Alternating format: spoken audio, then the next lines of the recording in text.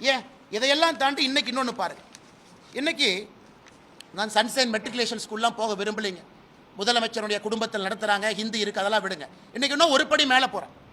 Chennai public school, கலாநிதி வீராசாமி அவர்களுடைய MP அவர்களுடைய குடும்பம் நடத்தக்கூடிய பள்ளி. இதில் என்ன போட்டிருக்காங்கன்னா,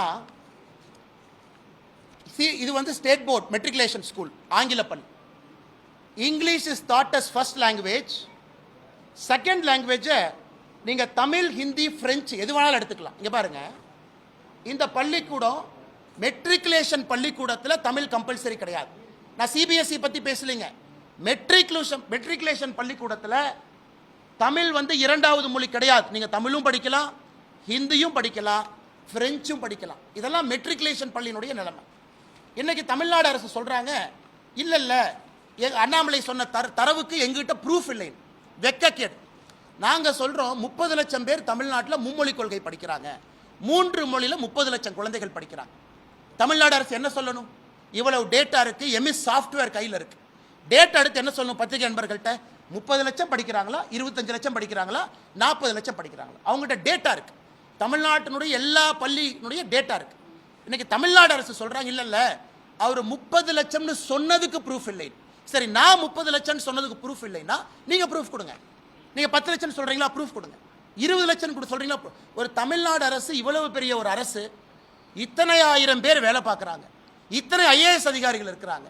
உங்ககிட்ட 30 லட்சம் பேரா 20 லட்சம் பேரா மும்மொழி கொள்கையில் இருக்காங்க, நீ மழுப்புறீங்கன்னா 30 லட்சத்திற்கு மேல் தமிழ்நாட்டில் 3 மொழி படிக்கக்கூடிய மாணவர்கள் 30 லட்சம் பேர்த்துக்கு மேலே இருக்காங்க. நான் குறைவாகத்தான் 30 லட்சம் என்கின்ற வார்த்தையை பயன்படுத்தினேன். தனியார் பள்ளியில் படிக்கிறவங்க 56 லட்சம் என்று குறைவாக பயன்படுத்தினேன். பிடி அரசகுமார் தனியார் பள்ளி கூட்டமைப்பினுடைய தலைவர் 68 லட்சம்ங்கிற புள்ளி விவரம் கொடுக்குறார். அவர் 68 லட்சங்கிறார். நான் 68 லட்சம் கூட சொல்லிங்க, 56 லட்சங்க. 30 லட்சம் பேர் 3 மொழிங்கிறார். அதனால் தமிழ்நாடு அரசு வெள்ளை அறிக்கை கொடுக்கட்டும். எத்தனை பேர் 3 மொழி தமிழ்நாட்டில் படிக்கிறாங்கன்னு நம்ம பார்ப்போம்.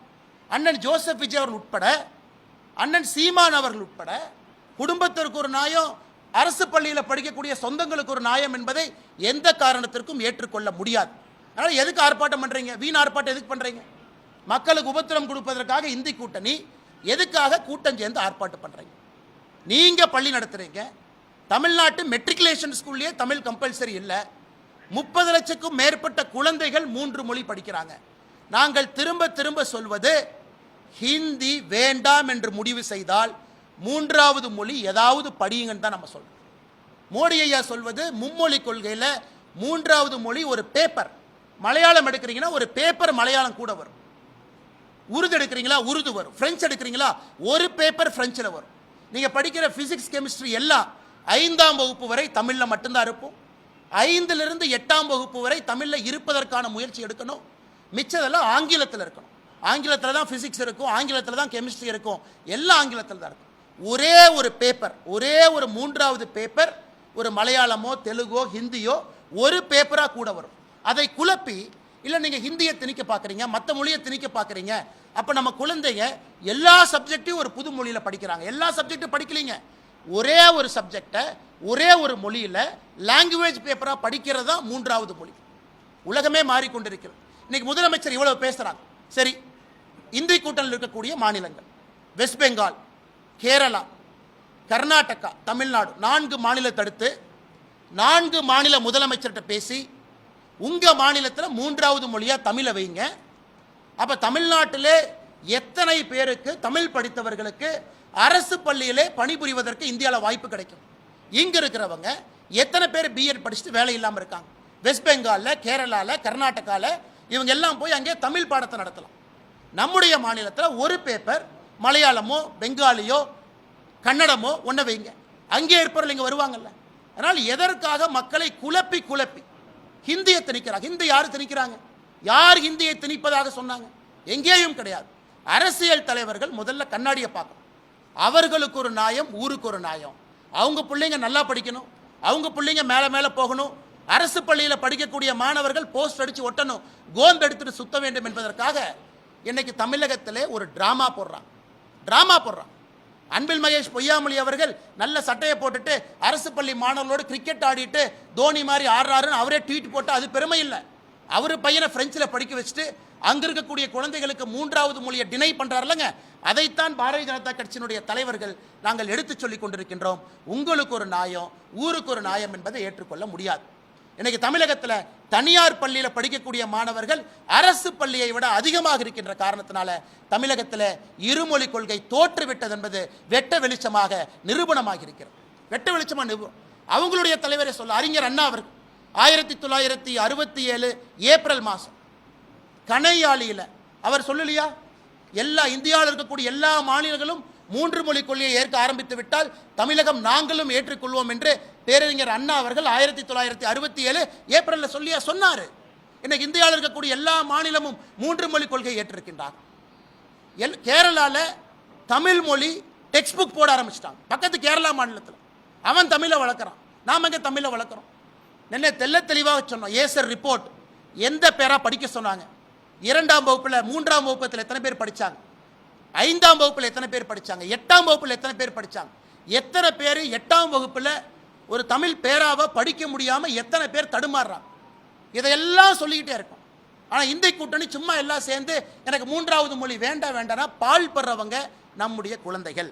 அதனால் இந்த பத்திரிகையாளர் சந்திப்பு மூலமாக நாங்கள் அன்போடு வேண்டி விரும்பி கேட்டுக்கொள்வது, நேரடியாக பேரண்ட்ஸ்ட்டு நாங்கள் அப்பீல் வைக்கிறோம்.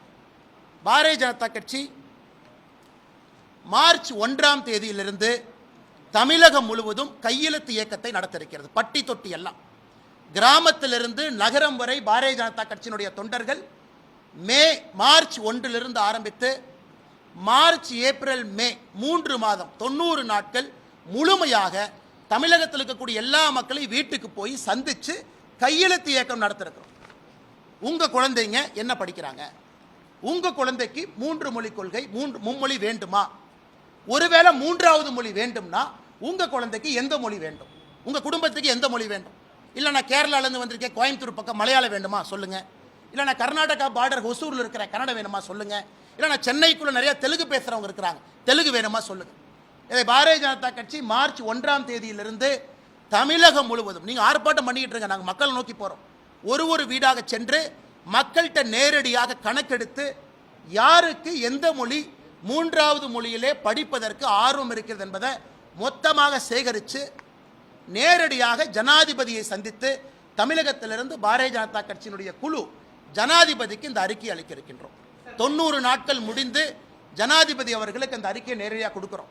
ஏன்னா ஆட்சியில் இருக்கிறவங்க சுயலாபத்துக்காக, அவங்க தனியார் பள்ளி பெருக வேண்டும் என்பதற்காக, அவங்க ஃபேமிலி நடத்தக்கூடிய தனியார் பள்ளி நன்றாக இருக்க வேண்டும் என்பதற்காக திட்டமிட்டு சதி செய்து தமிழக அரசு பள்ளி மாணவர்களுக்கு 3வது மொழியை கொடுக்க மறுக்கின்றார்கள்.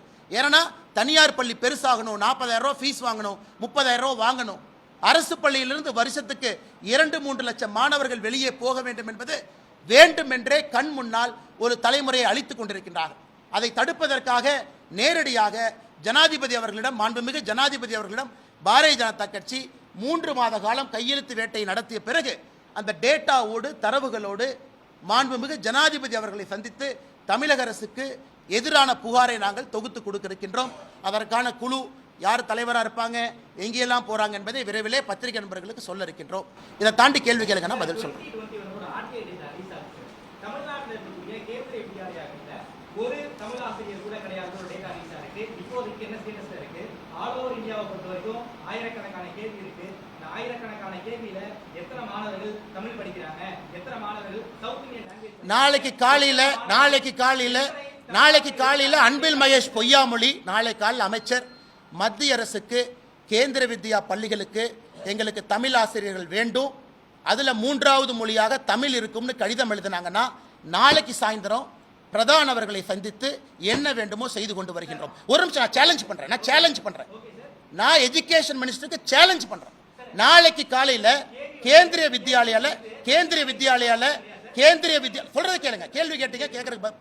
கேந்திரிய வித்யாலயா இந்தியாவிலிருந்து தமிழ்நாட்டுக்குள்ள டிரான்ஸ்பரபிள் ஜாபில் இருக்கக்கூடிய மத்திய அரசு பணியில் இருக்கக்கூடிய எல்லோருக்கும் நாங்கள் 3வது மொழி தமிழ் மொழியை சொல்லிக் கொடுக்க போகின்றோம் கேவியில் அப்படின்னு அன்பில் மகேஷ் பொய்யாமொழி அவர்கள் கடிதம் எழுதினா நாளைக்கு சாயந்தரம் நான் டெல்லியில் இருக்கேன்.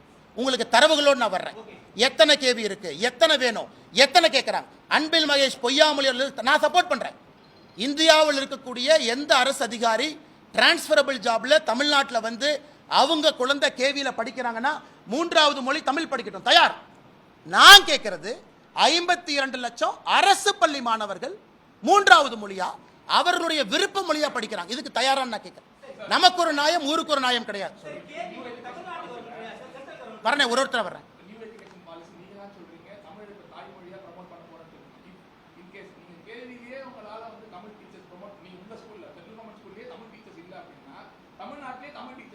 இல்ல பாஸ், நல்ல இல்ல இல்ல அண்ணே, ஒரு சப்ஜெக்ட் பேசும்போது தெரிஞ்சுக்கிட்டு பேசணும். கேவிலையும் புதிய கல்விக் கொள்கையை அமல்படுத்த ஆரம்பித்திருக்கின்றார்கள். அப்ப கேந்திரிய வித்யாலயும் 3 மொழியை டீச் பண்ணணும். கேந்திரிய வித்யாலயாலையும் 3 மொழி டீச் பண்ணணும். ஜவஹர் நவோதயா வித்யாலயாலையும் 3 மொழி டீச் பண்ணணும். எல்லாத்துலயும் 3 மொழி டீச் பண்ணணும். அதுல உங்களுக்கு 3வது மொழியாக கேந்திரிய வித்யாலயா தமிழகத்துல 3வது மொழியாக டீச் பண்ண நாங்க தயார், ரெடி. நாங்க ரெடி இல்லைன்னு சொல்லவே இல்லை, தயார்னு சொல்றோம்.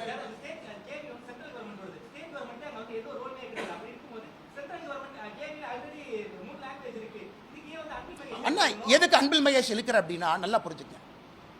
நான் இங்க மட்டும் மாநில அரசை சார்ந்து பேசுவேன், இங்க நான் மத்திய அரசை சார்ந்து பேச மாட்டேன்னு சொல்லக்கூடாது. அதே கான்செப்ட் நான் கேட்கிறேன். தமிழ்நாட்டுக்கு இன்னும் 100 கேவியை நான் கொண்டு வர விரும்புறேன்.